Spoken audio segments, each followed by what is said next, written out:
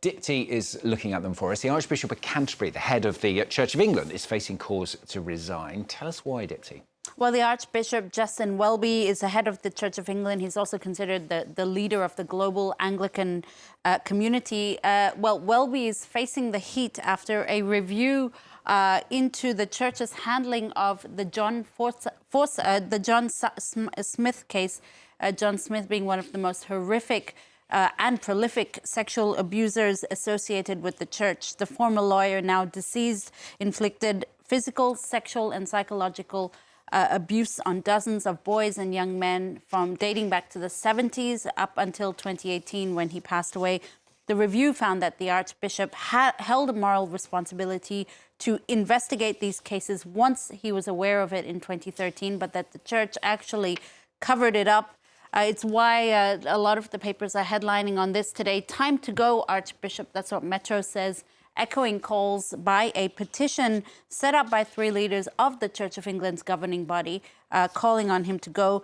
That petition already garnering over 6,500 signatures. There is an interesting article in the Times of London today that looks at the degree of culpability. It says that the Archbishop has apologized for failing to ensure that allegations passed on to the Church were investigated, quote, energetically enough, but he denies knowing about the abuse beforehand. And what the Times of London explains in this article is that he had several encounters in the past with this individual and several ominous warnings. So this individual was not completely foreign to him. Whether he should resign really hinges on how egregious this, quote, lack of curiosity about what was really happening is deemed. Let's move to a war that we talked about in Perspective yesterday, but it doesn't get a lot of coverage. The war in Sudan, it's been ravaging the country since April 2023. Yeah, that's right. Vastly underreported, but Le Monde is giving it some good coverage in its edition. The French paper has dedicated 8 reports to this war that has seen a fighting between General Abdel Fattah Abdelrahman al-Burhan, the Sudanese general, and the paramilitary Rapid Support Forces General Mohammed Hamdan Daglo. Now, in the past 18 months, 150,000 people have died. The country has seen bombardments, massacres, famine, disease, and suspected ethnic cleansing by those paramilitary forces. Both generals have refused a ceasefire, so Sudan seems like it's heading inevitably towards an all-right, full-blown war. It may be hard to believe, but as the Financial Times today says, in times of peace, Sudan is actually a prized tourist destination. The city of Merowe along the Nile River draws tourists for its carvings and hieroglyphs inside some of the country's 200 cities, 200 pyramids. That's more than all the pyramids together in Egypt, all of them dating back to 2,500 years.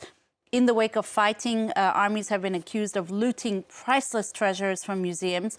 Fozia Khalid, one sole caretaker, stands between these thousands-year-old antiquities and these warring factions. The National Museum of Sudan actually houses 100,000 pieces of ancient treasures. Reports of looting are so frequent that UNESCO has actually said that the threat to Sudanese patrimony of Sudan is at unprecedented levels of danger right now. Yeah, it does look beautiful, doesn't it? Finally, from Dipti, a new law against child-free propaganda seeks to criminalise those who advocated against having children in Russia. Yeah, that's right. Well, Russian President Vladimir Putin has made no secret of his desire to kickstart or reverse population decline. The Washington Post today says that a new bill against child-free propaganda could criminalize those who advocate not having children.